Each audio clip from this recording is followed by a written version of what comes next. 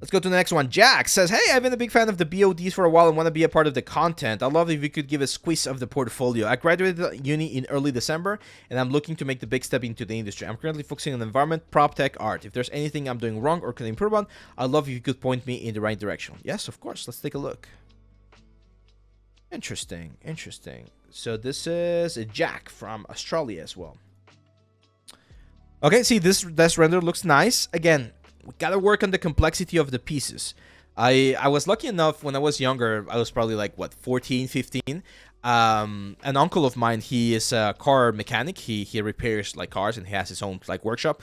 And I worked for him for a couple of months and I learned a lot about cars at that point. And one thing that I was like genuinely surprised by was the complexity of the pieces. So let's bring in that complexity, Jack, okay? Let's add more stuff, some posters on the walls, another rim light or bounce light happening from some other side. It's not a bad like start for this scene, but we can definitely push it a little bit more. Same for this one. Remember, anytime we're doing something simple, it needs to be justified. You know what I mean? Like this thing, I don't know what this is. Sewer manhole.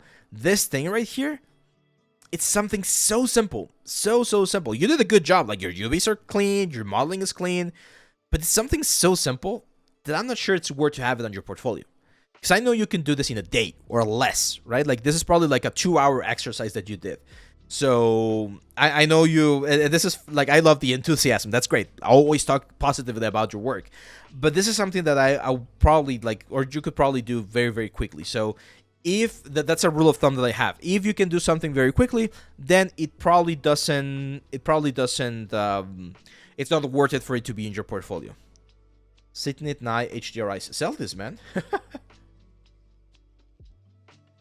Like if you did this and they are working like nicely, sell them. These are great.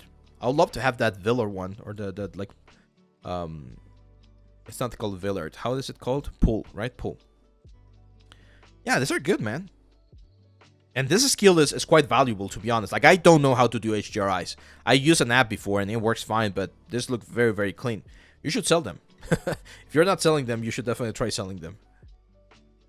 This looks fine. I really like this asset right here. And it seems like you were able to rig it. Oh, that's awesome. Look at that. Rigging in action, man. This is why rigging is so important. That's awesome, man. Love it. Love it. Really good one. Yeah, this is a great project. Great technical project. Oh, I love that little drag right there that you did. Nice animation, man. Yeah, this is great. Now, this does look a little bit familiar to one of the other like samples that we saw a little bit earlier today. So I'm not sure if you work with someone else to do that one. Okay. This one, the only complaint that I have. Oh, sorry. And like you're using geometry notes or something, probably, right? Yeah.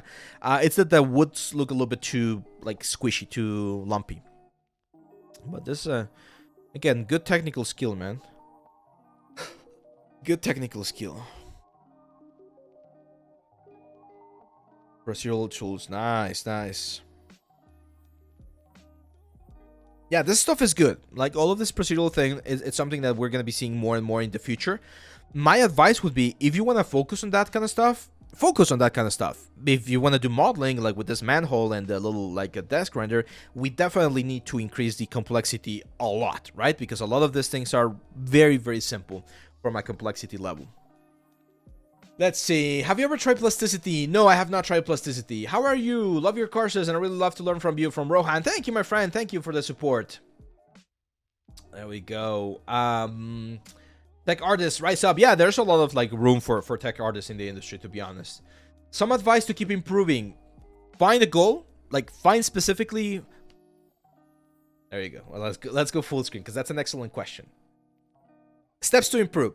First, find out what it is that you need to improve. You know it. We all know. We need to be very like self-conscious about the areas that we need to improve. Find a project or a goal that points you to that direction. And make it manageable so that every day, every week, or every month, you can see and estimate how well you're improving in that particular area. Let's do an example. Let's say you want to improve in anatomy and you are really bad at anatomy. Well, for a day, let's practice on sculpting a hand. And then for a week, let's practice on sculpting the upper torso, torso, shoulders, arms, and hands of a character. And then for a month, let's focus on sculpting a full character. At the end of the month, you evaluate how much you improved by doing those like little exercises or intermediate exercises. And if the progress is good, then you plan out the next goal for the next month and you keep going. That's how you do it. That's the only way to do it. Have a good goal to pursue, and then make sure you make the right choices to pursue that specific goal, okay? There we go. Let's see. Tech art specific advice. Make tutorials for how to use your tools. There you go. There you go. Yeah. If you are a tech artist, like in this case, Jack, make a videos like, hey guys, I made this like a clumsy champions crane rig. Let me show you how the rig works. So this rig controls this and this and that. I know you're doing it with GIFs right here, but if you do a video, that also puts you out there, puts your face out there, and it's easier for people to find your stuff.